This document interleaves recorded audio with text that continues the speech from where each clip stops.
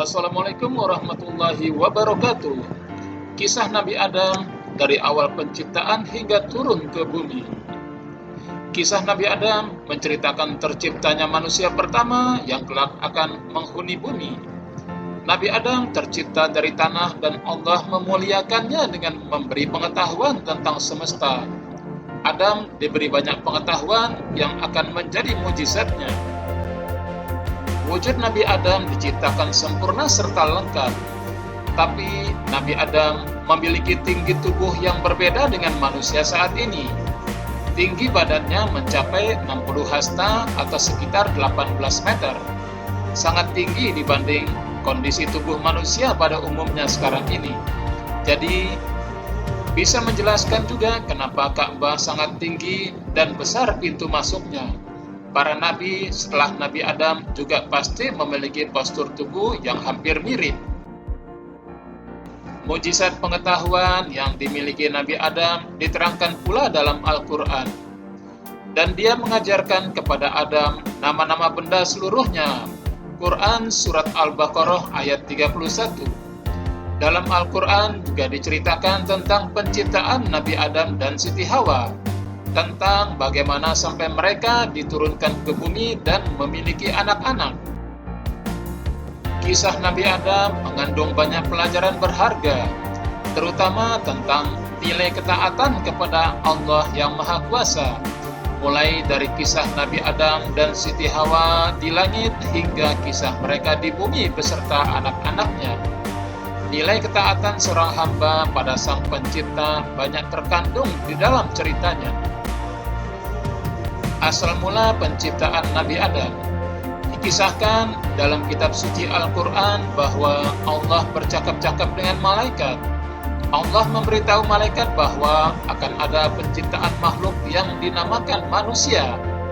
Manusia akan mengemban tugas sebagai khalifah di bumi. Malaikat protes, tidak setuju dengan hal yang direncanakan.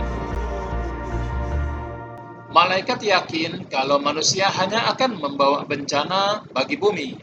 Mereka akan membuat kerusakan, permusuhan, juga pertumpahan darah.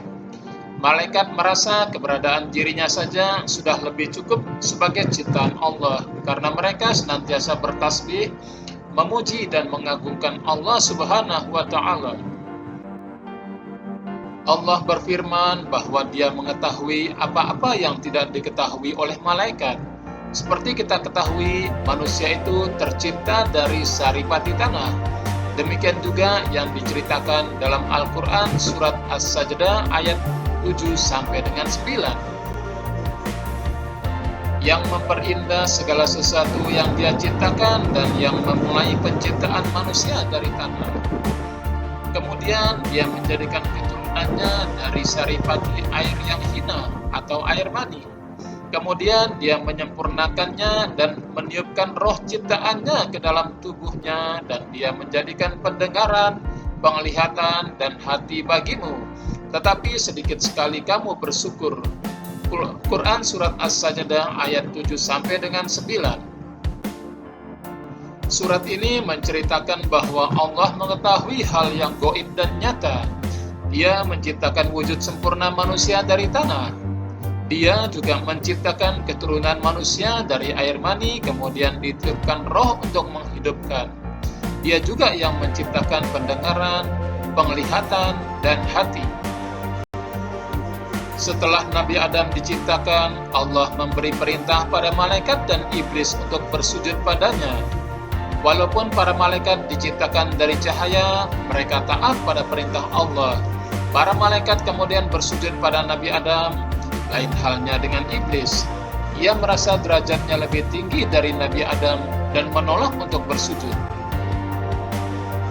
Iblis memang diciptakan dari api, itu sebabnya ia tak mau bersujud pada Nabi Adam. Adam yang diciptakan dari tanah dianggap lebih hina kemuliaannya oleh iblis. Surat Al-Baqarah ayat 34 menjelaskan hal ini. Sujudlah kamu kepada Adam, maka sujudlah mereka kecuali iblis. Ia enggan dan takabur, dan ia termasuk golongan orang-orang yang kafir. Kelancangan iblis membangkang membuat Allah sangat murka. Iblis telah durhaka dan hukumannya adalah keluar dari surga. Iblis yang sombong bukannya bertobat dengan hukuman yang diberikan. Ia malah mengeluarkan sumpah akan menggoda Nabi Adam dan keturunannya agar sesat. Iblis ingin manusia menemani dirinya di neraka. Nabi Adam dianugerahi usia yang panjang oleh Allah. Banyak riwayat yang menceritakan bahwa Nabi Adam diberi usia hingga 1000 tahun. Namun, dalam hadis yang diriwayatkan Abu Hurairah diceritakan, kalau Nabi Adam pernah memberikan umurnya sejumlah 40 tahun untuk Nabi Daud. Pada saat itu, Nabi Adam kagum dengan cahaya yang berkilau di antara matanya. Kemudian ia bertanya pada Allah tentang manusia itu.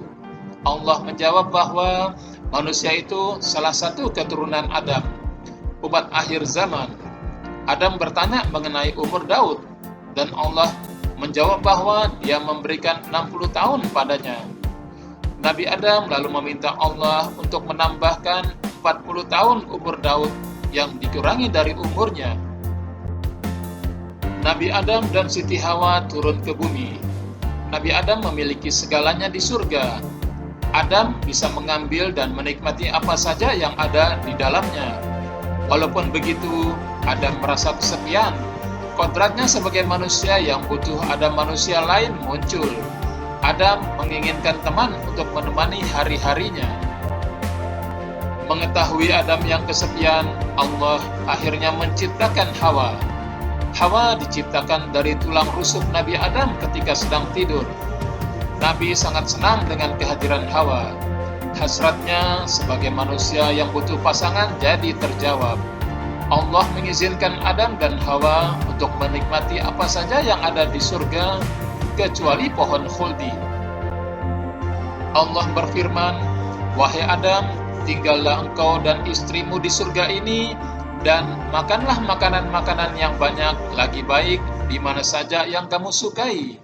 Dan janganlah kamu mendekati pohon ini, yang menyebabkan kamu termasuk orang-orang yang zolim." Pohon khuldi adalah pohon pengetahuan, hal yang baik dan jahat. Ada maksud tertentu dari larangan yang Allah berikan pada Adam dan Hawa. Mengetahui larangan Allah, setan memanfaatkan hal ini untuk menggoda keimanan Adam dan Hawa, sesuai dengan tekadnya untuk menggoda manusia sepanjang masa.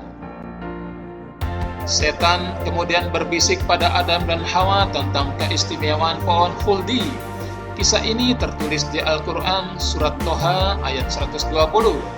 "Wahai Adam, maukah aku tunjukkan kepadamu pohon keabadian khuldi dan kerajaan yang tidak akan binasa?" Demikian iblis membujuk mereka. Khuldi sendiri merupakan nama pemberian iblis. Iblis menghasut Adam dan Hawa dengan mengatakan maksud Allah melarang mereka, bahwa Allah disebutkan oleh iblis tidak mau membuat Adam dan Hawa kekal. Iblis dengan penuh semangat merayu mereka untuk memakan buah terlarang. Adam dan Hawa yang dilengkapi dengan nafsu sebagai manusia akhirnya tergoda. Rayuan iblis berhasil menggoyahkan keimanan mereka dan jadi tidak taat pada Allah. Ketika Adam dan Hawa memakan buah khuldi, sesuatu yang memalukan terjadi. Nabi Adam dan Hawa menyadari kalau tubuh mereka jadi telanjang. Selain itu, Adam juga merasakan sakit perut yang hebat. Adam baru merasakan rasa ingin buang hajat dan ia kebingungan. Surga adalah tempat suci. Apa sepantasnya mengotorinya? Demikian yang ada dalam pikiran Adam. Allah kemudian menyindirnya atas keinginan tersebut, sekaligus juga menyindir tentang ketidaktaatannya. Al-Quran Surat Al-A'raf ayat 22-23 menceritakan kejadian ini. Dalam surat ini Allah mengingatkan akan larangannya pada Adam, juga mengingatkan Adam akan peringatannya tentang kebusukan setan. Adam kemudian memohon ampun dan bertaubat kepada Allah. Sahabat beriman, sekian dulu kisah Nabi Adam. Assalamualaikum warahmatullahi wabarakatuh.